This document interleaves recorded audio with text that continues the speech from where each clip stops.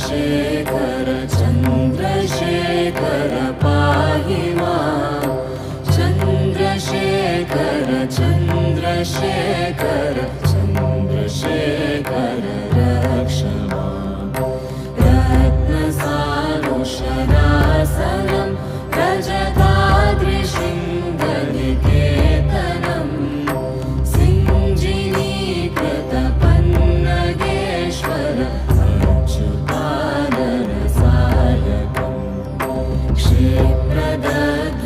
क्षिप्रदध्रपुरत्रयं त्रिदिवालयैरभिवन्दितं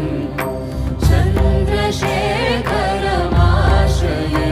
मम किं करिष्यति वैयमां चन्द्रशेखर चन्द्रशेखर चन्द्रशेखर पाहि मां चन्द्रशेखर चन्द्रशेखर चन्द्रशेखर रक्ष मां पञ्चपादपपुष्पगन्ध पदाम्बुजद्वयशोभितं भाललोचन जातपावकं प्रथमन्मथविग्रहम् भस्मदिग्धकलेवरं भवनाशनं भवमव्ययं चन्द्रशेखरमाश्रये मम किं करिष्यति वैयमां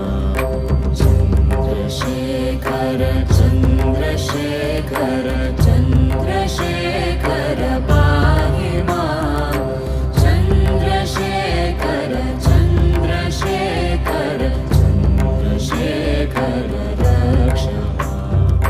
मां मत्तवारणमुख्यचर्म